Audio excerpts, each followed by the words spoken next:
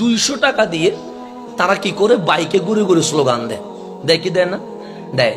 কিন্তু নেতার ছেলে কখনো স্লোগান দিতে মাঠে নামে না। উনি নিজের ছেলেরে বিদেশে পাঠায়া পড়ালেখার মধ্যে লাগাই দিচ্ছে।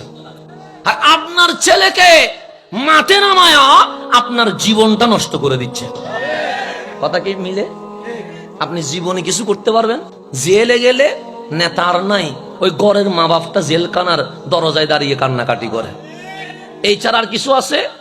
নেতার পিছনে ঘুরে দেখলেন 200 টাকা দিয়ে সারাদিন কামলার মতো খাড়ায়, কিন্তু বিপদে পড়লে পাশে পাওয়া। খেলোয়াড়ের পিছনে ঘুরলেন, খেলোয়াড় সেলফি তুলতে গেলে 2-4টা তাপ্পর দিয়ে দেয়। আবার অনেকে নায়কেরও ভক্ত আছে না? নাই আছে। ইউটিউবে দেখবেন শাহরুখ খানের একটা সাক্ষাৎকার আছে, ওনাকে উপস্থাপক বলছে পুরা ওয়ার্ল্ডে আপনার ভক্ত আছে, ভক্তদের ব্যাপারে আপনার অভিমত কি? তুমি হাসি দিয়ে বলছে, আমি খুবই ব্যস্ত মানুষ, আমাকে সিনেমার ডায়লগ গুলো চর্চা করতে হয়, খাওয়া দাওয়ার মধ্যে লিমিট করতে হয়, জিম করতে হয়, ড্রেস আপ করতে হয়, আমি খুবই ব্যস্ত।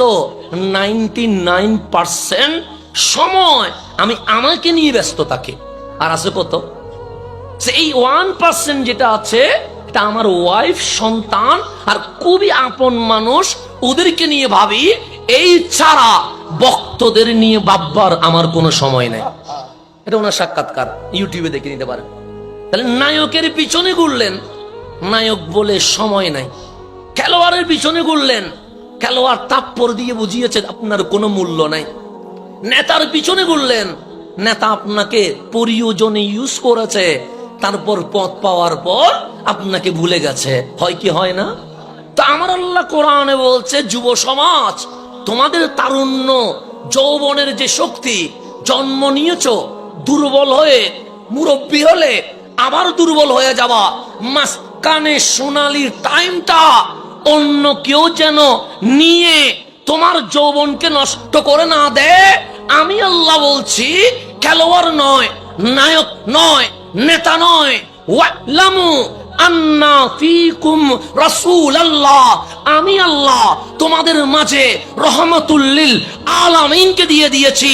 সবাই নিজেকে নিয়ে ভাবে, আমার নবী তোমাদেরকে নিয়ে ভাবে।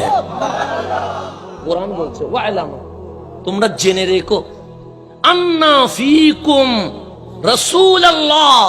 নায়কের দরজায় কি, খেলোয়াড়ের দরজায় কি, নেতার দরজায় কি? দরজায় ভিক্ষুকের মতো দাঁড়িয়ে থেকো না। ওয়ালামু আন্না ফীকুম রাসূলুল্লাহ, এমন রাসূল পাঠাইছি, আলাম নাশরাহ লাকা সাদরাক। কাল হাসরের ময়দানে মা বুকে নিবে না, বাবা বুকে নিবে না, বন্ধু বুকে নিবে না, স্ত্রী স্বামীকে বুকে নিবে না, স্বামী স্ত্রীকে বুকে নিবে না। যখন সবাই বলবে নফসি নফসি, আল্লাহ বলে আমার হাবিবের বক্ষ মুবারক এত বিশাল হয়ে যাবে, কোটি কোটি উম্মত আমার নবীর বক্ষ মুবারকে ঠাঁই পেয়ে যাবে।